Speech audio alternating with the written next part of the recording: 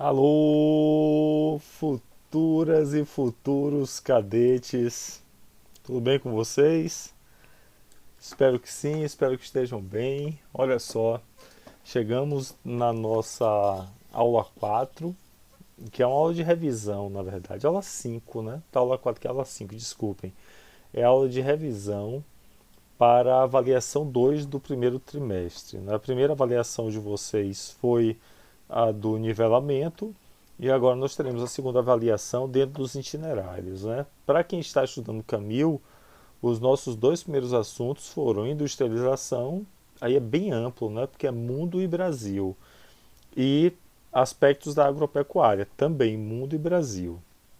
Esses assuntos, repito, apesar de serem assuntos amplos, né, cai aí, por exemplo, industrialização, revolução industrial, dispersão da industrialização no mundo, localizações tradicionais, modelos de organização da produção, tipos de indústrias, indústrias do Brasil, não é, fases da industrialização no Brasil, então pré-Vargas, Vargas, JK, governos militares e atualidades, o fenômeno da desindustrialização, que na verdade é um processo de relocalização industrial, não é? Esses então são assuntos relacionados ao primeiro tópico. O segundo tópico, que é a agropecuária mundial brasileira, também tem uma série de terminologias, né, que vocês precisam conhecer, sistemas agrícolas, sistemas de belts, agricultura de jardinagem, conhecer um pouco da distribuição das principais áreas agrícolas e peculiaridades da agricultura pelo mundo, não é? O sistema de belts dos Estados Unidos e Canadá, o sistema de agriculturas em forma de jardinagem, que eu falei aqui há pouco, que acontece muito na China, com o uso intensivo de mão de obra, a monocultura comercial muito próximo da plantation ainda, que acontece na África, mas também aqui no centro do Brasil, uma agricultura comercial voltada para o mercado externo, em latifúndios, monocultura, né, um único tipo de produção. A diferença fundamental é que na plantation usava mão de obra intensiva, mão de obra escrava. Agora você tem forte mecanização e pequeno uso de mão de obra, não é? Bom, essas são algumas características, né? E sobre o Brasil, saber principais áreas produtivas, expansão da produção agrícola. Você precisa saber, isso vai ser fundamental, a diferença que há nos usos da terra no Brasil. Como assim, professor? Propriedade fundiária, não é? E vinculada à propriedade fundiária, usos diferenciados. Por exemplo, é muito claro aqui no nosso território que as menores propriedades, os minifúndios, que em número são maiores, ocupam uma pequena porção do território brasileiro, apesar de numericamente serem muito maiores, né? E a produção desses minifúndios, dessas empresas familiares, dessas unidades familiares, elas atendem principalmente a uma produção para a alimentação, para o consumo interno. Ao passo que a produção em larga escala, a produção do agronegócio, da expansão da fronteira agrícola, aí são grandes propriedades com forte investimento de capital, muito crédito, né?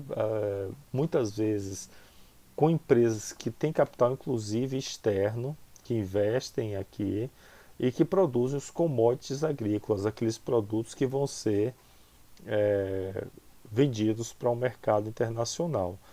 No caso do Brasil, forte destaque aí a soja, mas também o milho, o algodão, o café, cana-de-açúcar e a laranja. Alguns produtos que se destacam nessa produção, sem contar a pecuária, não é? E com todas as repercussões ambientais. Aliás, repercussões ambientais as repercussões ambientais tanto da industrialização como da agricultura, essas repercussões vão ser de alguma forma cobradas também, né? A atividade industrial repercute no meio ambiente com a poluição em si, com o aumento do consumo e a produção de resíduos, não é?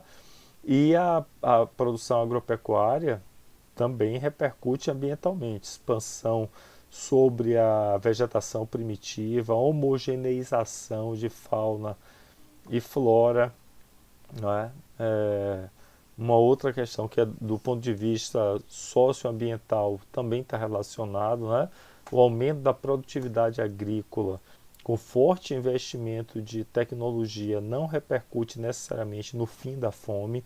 Nós vimos o gráfico da fome no mundo em uma das aulas e percebemos que áreas de grande produção agropecuária ainda convivem com fome, né? Essas são características que perduram.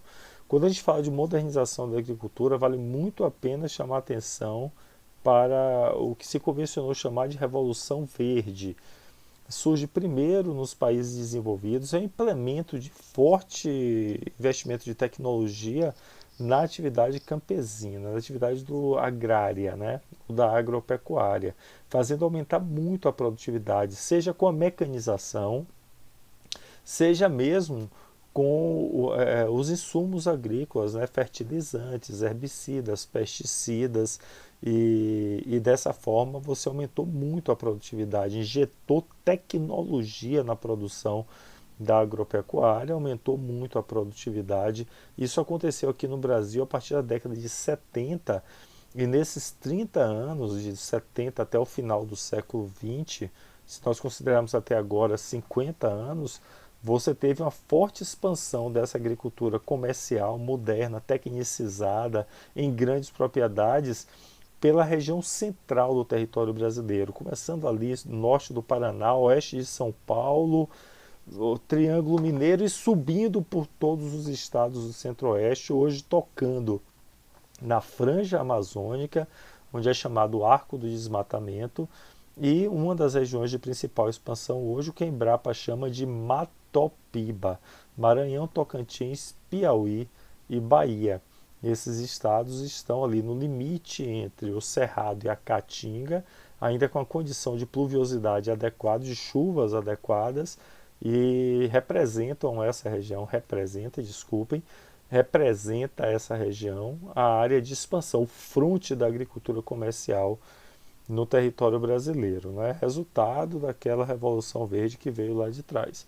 É claro que aumentou muito a produtividade agrícola com a Revolução Verde, mas isso não diminuiu as desigualdades e os conflitos no campo. Muito antes, pelo contrário, concentrou ainda mais a propriedade fundiária, expulsou o pequeno trabalhador do campo. Esse pequeno trabalhador vendeu sua propriedade, foi morar na cidade e hoje trabalha no campo, mas trabalha para a grande empresa, não mais com a autonomia que tinha, não mais proprietário da terra. Essa é uma situação muito habitual aqui no Brasil, por exemplo, mas não unicamente no Brasil. Beleza? Olha, isso que eu fiz aqui nesses 8 minutos foi bem uma síntese desses assuntos, né, especialmente de agricultura aí, que eu aprofundei um pouco mais. Esses assuntos vão cair de forma bem balançada na tua prova. São 12 questões, teremos cerca de 6 questões voltadas para a produção da agropecuária, cerca de 6 questões voltadas para a industrialização, seja no Brasil, seja no mundo. Apesar da vastidão desses assuntos, eu relembro a vocês que não são assuntos novos para vocês. São assuntos que vocês já viram no segundo ano, no ano passado, e nesse ano, antes mesmo das aulas aqui do CAUNI, vocês tinham visto aulas referentes à industrialização e agricultura no nivelamento, naquelas aulas do nivelamento que todos os alunos participaram. No tocante à industrialização, algumas coisas vocês viram também na base comum, visto que na base comum se trabalhou com fases do capitalismo, revoluções industriais e mesmo modelos de produção, não é? Taylorismo, Fordismo, Toyotismo e Volvismo. Então, tudo isso me leva a crer que, apesar da vastidão do conteúdo, vocês vão ter um bom resultado na sua prova. O que é que nós vamos fazer nessa aula de hoje? Eu selecionei aqui cerca de 10, 12 questões, quase do tamanho da prova, para nós passearmos por elas. Eu não vou detalhar onde eu julgar que não seja necessário, mas cada questão tem um gancho para determinada faceta do assunto que me interessa. Então eu vou colocando essas questões aqui e nós vamos discutindo. As 5 primeiras questões foram aquelas 5 que eu deixei em aberto na aula passada sobre a agropecuária. São 5 questões que caíram recentemente na prova da SPSEC sobre agropecuária. Eu as trouxe de volta, vou colocá-las aqui e nós vamos tentar resolver juntos e ver como é que esse assunto está aparecendo na prova da SPSEC. Após essas 5 primeiras de agropecuária, nós vamos ver mais umas 5, 6 de industrialização. Beleza, beleza? Vamos lá, boa introdução. Então aqui, essa é a primeira, de alguma forma você já conhece o gabarito está posto nos slides, né? SPSEC 2006, sobre o setor agropecuário brasileiro, pode-se dizer. Vamos ler rapidinho, a gente vai lendo e marcando. A agropecuária extensiva, caracterizada por seu elevado nível técnico e por grande integração com a indústria, tem sua produção voltada para atender predominantemente o mercado externo. Muito perigosa, né? Muito perigosa. Eu tenho certeza que alguns podem ter marcado essa daqui, porque o texto está muito corretinho, exceto por um problema. Quando a gente fala de agricultura agropecuária extensiva, a gente está tratando de um modelo, especialmente da pecuária, né? Porque aqui é a agropecuária, do gado criado solto em várias propriedades com menor implemento de tecnologia. A atividade agropecuária intensiva, o gado criado confinado, a produção agropecuária voltada a grande insumo tecnológico, essa sim tem mais elevado nível técnico. Nos dias de hoje, não pode dizer que a agricultura agropecuária extensiva não tenha implemento de técnicas. Tem sim, seleção de raças, não é? Seleção de grama, não é? De pasto, de pastagem que você vai colocar, de ração. Acontece isso também no tocante à pecuária. E na agricultura, apesar de essas monoculturas são de grande extensão, né? São em latifúndios. Mas quando a gente fala dessa produção extensiva, tem esse vínculo histórico aí. A extensiva, maior dimensão, menor implemento, menor produtividade, menor implemento de técnica. Na intensiva, criado confinado com muitas técnicas. Essa é a única armadilha da letra A. No mais, a lógica está correta, né?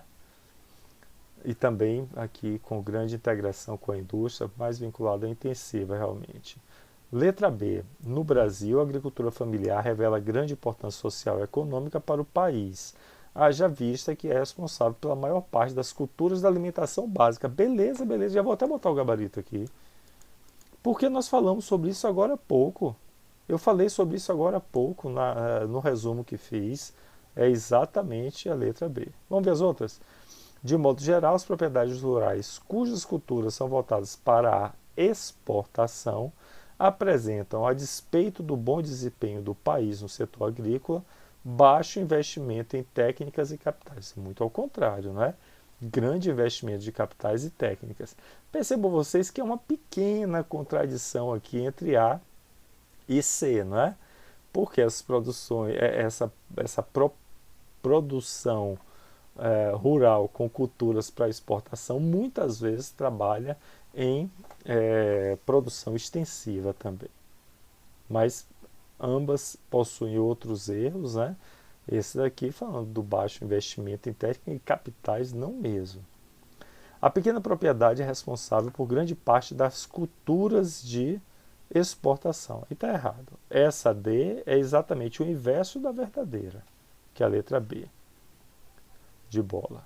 Letra E, a modernização da agricultura relaciona-se diretamente com a demanda interna. Falso, não é?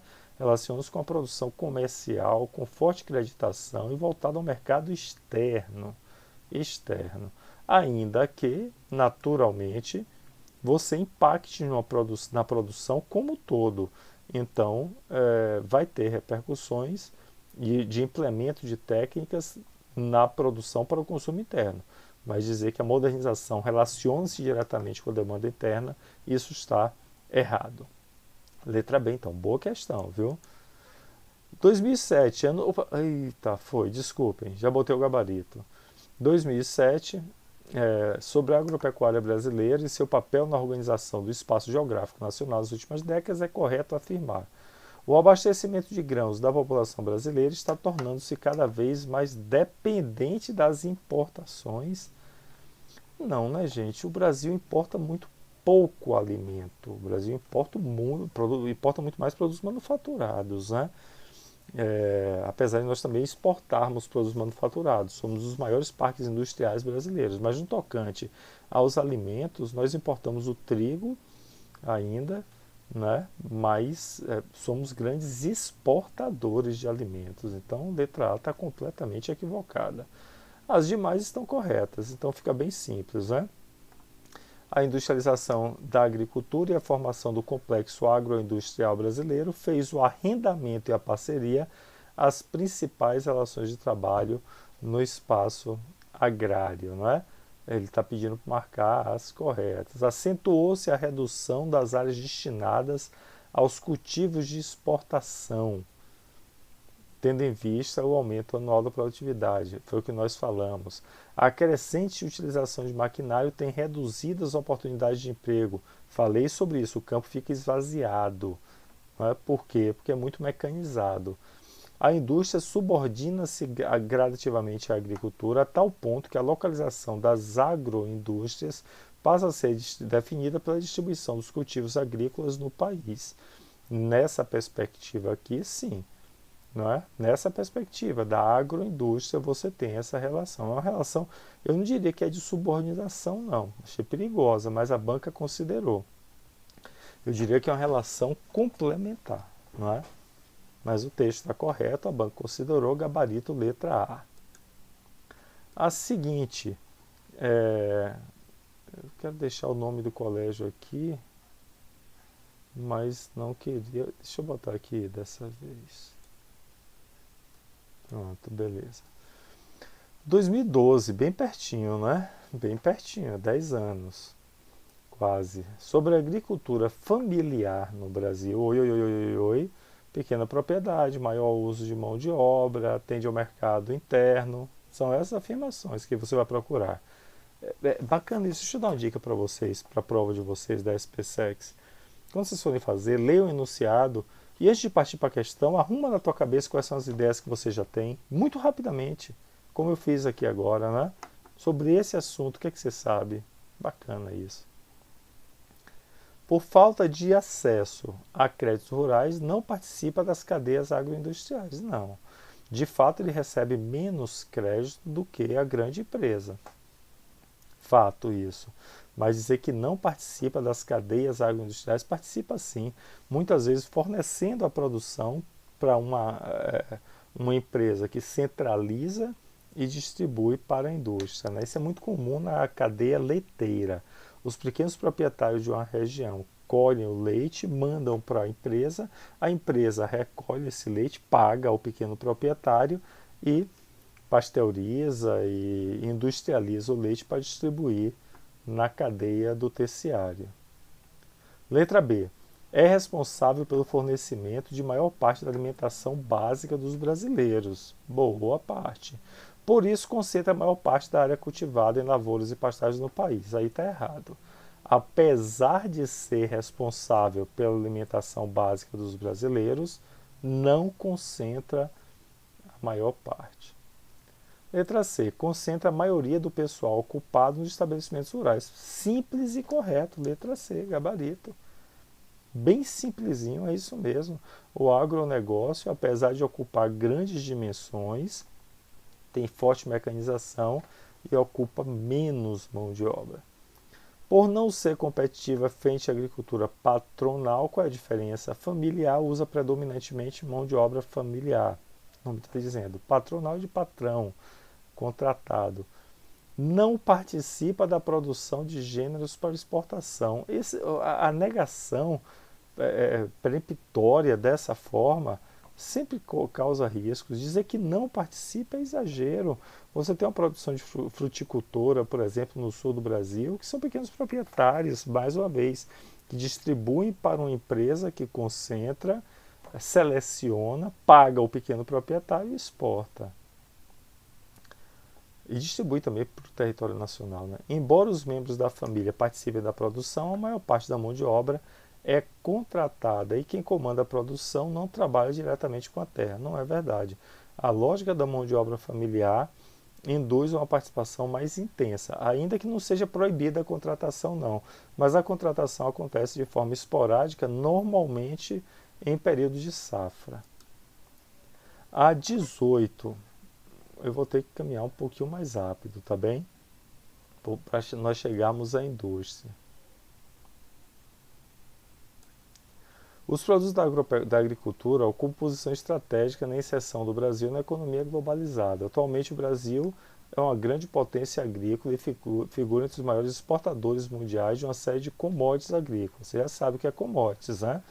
Aqueles produtos que têm valor universal. Os commodities agrícolas e minerais podem ser agrícolas ou minerais, né? Sobre as características da agropecuária brasileira, pode-se afirmar que isso é muito comum. Essa é a questão, é o tipo de questão mais comum da SPSEC. Você vê 2018, há 3 anos, né?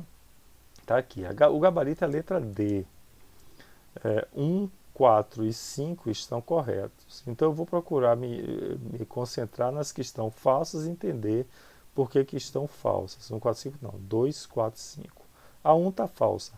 Com a modernização da agricultura na região Nordeste, as práticas tradicionais foram excluídas e substituídas na região pela fruticultura irrigada e pela moderna agricultura da soja voltada para a exportação. Claro que não. Especialmente no sertão e agreste nordestino, ainda não houve essa modernização. Agora é bom que se diga que no Nordeste há sim uma fruticultura irrigada junto ao Vale do São Francisco e há sim produção de soja lá no Matopiba, né? Lembra do Matopiba? Maranhão, Piauí, Bahia, Tocantins no caso, que é do norte, mas os 3 outros estados do Nordeste, aí você tem forte tecnologia, não é concentração de terras, mas com forte tecnologia. Todavia, quando você fala da região como um todo, está errado. A 2 está certo, as áreas de pastagem apresentam redução na maior parte do país, mas aumentam consideravelmente na região centro-oeste e norte. As outras regiões têm outros tipos de ocupação, não é? A produção canavieira nordestina está falsa. A produção canavieira nordestina, inicialmente restrita à zona da mata, já suplanta a produção da região centro-sul. Falso. Na verdade, historicamente, a cana surge aqui no Brasil, né, explorada no Nordeste, o ciclo canavieiro, e ainda hoje tem permanência na zona da mata, com pequeníssima interiorização. Mas hoje a principal área produtora de açúcar e etanol, ou seja, combustível a partir da cana, é o Centro-Sul, com forte destaque para São Paulo, impulsionada pelas perspectivas de biocombustíveis. As duas outras estão corretas, né? Como nós temos pouco tempo e eu tenho que avançar para a industrialização, eu vou me ater nas falsas para a gente discutir por que estão falsas, né? E as corretas ficam como revisão para você, beleza? Eu acho que é a última questão de agropecuária, 2012, há cerca de 10 anos. A agricultura é hoje o maior negócio do país. Apenas em 2005, a cadeia do agronegócio gerou um produto interno bruto de 534 bilhões. A atual expansão da agricultura e do agronegócio deve-se, entre outros fatores, olha a letra A, forte vinculação da agricultura à indústria, ampliando a participação de produtos com maior valor agregado no valor das exportações brasileiras, como o dos complexos de soja e o setor sucro-açúcar alcooleiro, açúcar e álcool, o setor da cana-de-açúcar, não é? Está corretíssimo, é a letra A, o gabarito, como vocês podem ver. Vamos ver por que as outras estão erradas? Expansão da fronteira agrícola no centro-oeste, na Amazônia, é um emprego intensivo de mão de obra no campo. Ao contrário, com a modernização, falta emprego no campo, não é? Difusão de modernas tecnologias e técnicas de plantio na maioria dos estabelecimentos. Falso. A maioria dos estabelecimentos é da pequena propriedade, que não consegue pagar por essa técnica mais avançada. Então está errado. Modelo agrícola brasileiro pautado na policultura. Não. Nós somos pautados na monocultura para exportação, aliás, desde sempre, né? Revolução Verde. Opa, isso vai cair. Revolução Verde, que é disseminada em larga escala nas pequenas e médias propriedades do país, é igualzinho a essa letra C, ambas erradas. a Revolução Verde aconteceu, mas ela está muito vinculada à expansão da agricultura comercial pelo centro do território.